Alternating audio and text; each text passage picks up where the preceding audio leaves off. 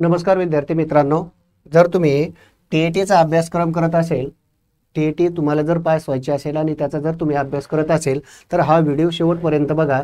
T-E-T म्हणजे काय आहे, शिक्षक होण्यासाठी जी पहिली पायरी आहे, शिक्षक होण्यासाठी जी पहिली पायरी आहे टी-ई-टी, तर या टी-ई-टी संबंधी आपण माहिती बघणार आहोत। तर टी-ई-टी संबंधी माहिती बघत असताना बघा, या संबंधी जे शिक्षक होण्यासाठी टी-ई-टी आवश्यक आहे का, त्यानंतर जे डी-एड किंवा बी-एड असूनही टी-ई-टी का द्यावी लागते, डी-एड पास झाले मग त्याच्यानंतर शिक्षक होणं अपेक्षित आहे, परंतु नाही, मग या संबंधी डी-एड आणि बी-एड झालेला आहे तरीही टी-ई-टी द्यावी लागते का, त्यानंतर पेपर जे दोन पेपर म्हणजे काय, पेपर 1 आणि पेपर 2 म्हणजे काय, वयोमर्यादा संबंधी आणि पास झाल्याच्या नंतर कुठल्या संधी आहे या संबंधीची आपण माहिती बघणार आहोत। तर सर्वप्रथम टी-ई-टी म्हणजे काय, तर याची आपण माहिती बघणार आहोत। आता टी-ई-टी म्हणजे काय, तर टी-ई-टी म्हणजे तुमच्याला डी-एड झालेला आहे, बी-एड झालेला आहे, परंतु सरकारी शाळेमध्ये लागायचं आहे, गव्हर्नमेंट स्कूलवरती, तर त्यासाठी अगोदर टी-ई-टी नंतर टी-ए-आय-टी पास होणं अपेक्षित आहे। जर तुम्ही टी-ई-टी जर पास असेल तर त्यानंतर तुम्ही टी-ए-आय-टी देऊ शकता, म्हणजे टी-ए-आय-टी देण्यासाठी अगोदर टी-ई-टी पास पाहिजे, तरच तुम्ही टी-ए-आय-टी देऊ शकता, अभियोग्यता परीक्षा देऊ शकता, आणि यामध्ये जर तुम्हाला चांगले मार्क पडले तर तुम्ही शिक्षक म्हणून रुजू होऊ शकता। तर टी-ई-टी म्हणजे काय, तर टी-ई-टी म्हणजे teacher eligibility test. Teacher eligibility test महाराष्ट्रातील शिक्षक भरतीसाठी घेतली जाणारी ही पात्रता परीक्षा आहे।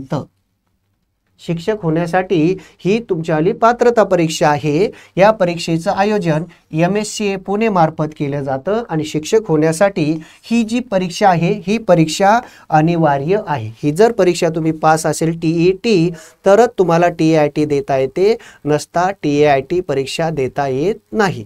मग टी-ई-टी का द्यावी, तर यामध्ये बघा, जर डी-एड आणि बी-एड झालेला आहे आणि जर सरकारी किंवा निमशासकीय शाळांमध्ये शिक्षक म्हणून जर निवड होण्यासाठी, तुमची जर निवड व्हावी असं तुम्हाला जर वाटत असेल तर त्यासाठी टी-ई-टी असणे बंधनकारक आहे। म्हणजेच टी-ई-टी शिक्षक बनण्यासाठी ही काय आहे, पहिली अट आहे, म्हणून टी-ई-टी पास होणं हे गरजेचं आहे। तर मग टी-ई-टी संबंधी माहिती बघत असताना आपल्याला शिक्षक तर व्हायचं आहे। टी-ई-टी म्हणजे काय, तर टीचर एलिजिबिलिटी टेस्ट, आणि टी-ई-टीचे 2 पेपर असतात, टी-ई-टीचे 2 पेपर असणार आहे, एक तुमच्याला 1 ते 5 साठी आणि त्यानंतर 6 ते 8 साठी, किंवा आपण त्याला उच्च माध्यमिक म्हणतो, लक्षात ठेवा, माध्यमिक किंवा उच्च माध्यमिकसाठी म्हणजे 9, म्हणजे तुमच्याला 10, पुढच्या वर्गासाठी हे तुम्ही जर तुमच्यावाला बी-एड झालेला असेल, MA इंग्लिश वगैरे जे एखाद्या विषयातून तुम्ही जर चांगल्या प्रकारे जर तुम्ही पास झालेले असेल, MA बी-एड जर झालेला असेल, तर तुम्ही उच्च माध्यमिक शाळांवरतीही पेपर 2 पास करून, म्हणजे बी-एड पास केलेले ही विद्यार्थी जे आहे, तुम्ही टी-ई-टी पास झाले आणि टी-ई-टी पास झाल्याच्या नंतर टी-ए-आय-टी दिली आणि टी-ए-आय-टी दिल्याच्या नंतर तुमचं बी-एड आहे, तर तुम्ही उच्च माध्यमिक किंवा माध्यमिक शाळेवरती लागू शकता, लक्षात ठेवा। परंतु जो डी-एड धारक आहे, हा डी-एड धारक टी-ए-आय-टी पास झाल्याच्या नंतर, म्हणजे टी-ई-टी दिली त्यानंतर टी-ए-आय-टी दिली, तर तो 1 ते 5 या वर्गासाठीच पात्र असतो, म्हणजे प्राथमिक गटासाठी। त्यानंतर दोन्ही पेपर देणे शक्य आहे, लक्षात ठेवा, पात्रता असल्यास दोन्हीही पेपर तुम्ही देऊ शकता, पेपर 1 आणि पेपर 2 पात्रता धारण केलेली आहे। तुम्ही 12वी प्लस डी-एड झालेला आहे, तुम्ही पेपर 1 देऊ शकता, परंतु तुम्ही नंतर बी-ए केलं म्हणजे तुम्ही पेपर 2ही देऊ शकता, म्हणजे दोन्हीही पेपर तुम्हाला एकाच वेळेस देता येतात। टी-ए-आय-टीचे तुम्हाला नाही, तर टी-ई-टी संबंधी आपण बोलत आहे, लक्षात ठेवा। भरपूर विद्यार्थ्यांना टी-ई-टी आणि टी-ए-आय-टी संबंधी जी माहिती आहे कन्फ्युजन होतात, लक्षात ठेवा। टी-ई-टीची जी आपण सध्या माहिती बघत आहोत, तर ही तुमच्यावाली टीचर एलिजिबिलिटी टेस्ट आहे, ही जर पास झाले तर तुम्हाला टी-ए-आय-टी ही परीक्षा देता येते। आपण सध्या फक्त टी-ई-टी संबंधी माहिती बघत आहोत, म्हणजे ही तुमची जी पहिली पायरी आहे, पहिली पायरी संबंधी आपण माहिती बघत आहोत।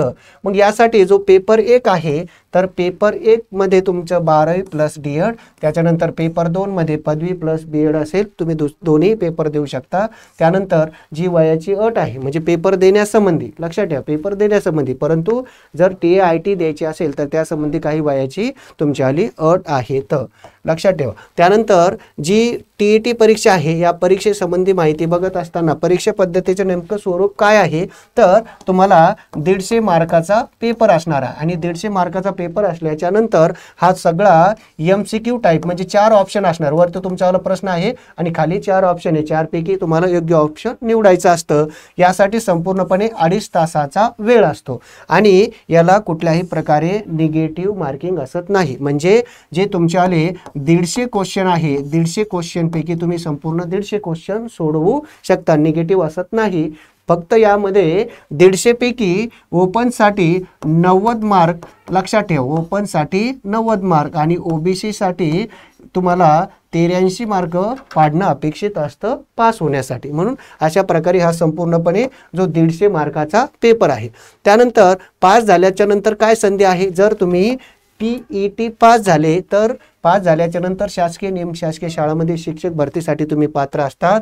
त्यानंतर जे तुमचे CBSE आंतरराष्ट्रीय शाळांमध्ये तुम्हाला प्राधान्य, शिक्षक भरतीच्या मेरिट लिस्टमध्ये महत्त्वाचा टप्पा आणि जे TET प्रमाणपत्र आहे हे TET प्रमाणपत्र अगोदर 7 वर्षासाठी, परंतु सध्या हे संपूर्ण एकदा तुम्ही पास झाले तर पास झाल्याच्या नंतर तुम्ही TAIT देऊ शकता। मग TAITची ज्यापर्यंत तुम्ही देणार आहे तोपर्यंत हे संपूर्णपणे असे याचं वैधता प्रमाणपत्र आहे। म्हणजे TET पास झाले तुम्ही तर TAIT देऊ शकता।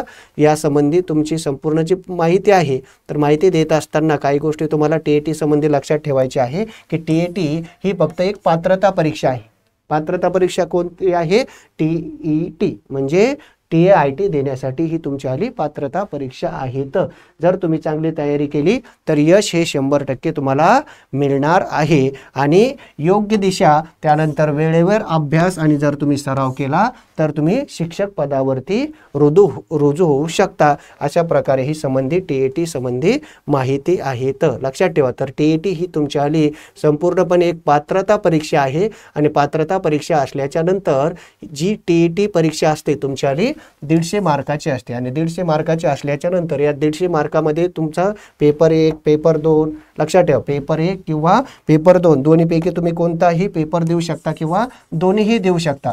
मग 150 मार्काचा संपूर्णपणे सिलेबस असल्याच्या नंतर या संपूर्ण सिलेबसची माहिती आपण देणार आहोत। म्हणजे तुमच्यावाले जे 150 मार्क आहे तर 150 मार्कामध्ये तुमच्यावालं मानसशास्त्र, त्याच्यानंतर भाषा तुमच्यावाली एक म्हणजे प्रथम भाषा, द्वितीय भाषा, ह्या पेपर 1चा संपूर्णपणे माहिती देत असताना तुम्हाला जे 150 क्वेश्चन असणार MCQ टाईप, लक्षात ठेवा म्हणजे संपूर्णपणे 4 पैकी एक ऑप्शन निवडायचं। त्यासाठी मानसशास्त्राचे 30 क्वेश्चन, त्यानंतर भाषा 1 30, भाषा 2 30, त्याच्यानंतर तुमच्याला गणित आणि त्यानंतर पर्यावरण, अशा प्रकारे तुमच्यावाले हे संपूर्णपणे 30 मार्काचा असा संपूर्णपणे 150 क्वेश्चन असणार आहे। मग 150 क्वेश्चन पैकी तुम्हाला कमीत कमी 90 मार्क ओपनसाठी, OBC साठी 83 मार्क अपेक्षित आहे। जर पेपर 2 द्यायचा असेल तर 2ही देऊ शकता तुम्ही। जर तुमच्याला जर म्हणजे सामाजिक शास्त्र हा विषय घेऊ शकता किंवा गणित किंवा विज्ञान हा विषय घेऊ शकता। जर 10वीला जर सायन्स असेल तर गणित आणि विज्ञान घेऊ शकता।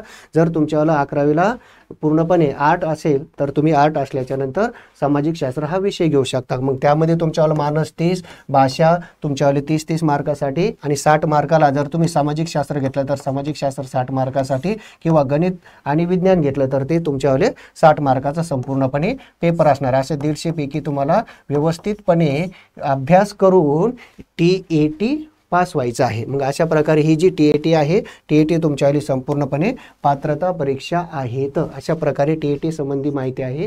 व्हिडिओ जर आवडला असेल तर चॅनल सबस्क्राईब करा। धन्यवाद।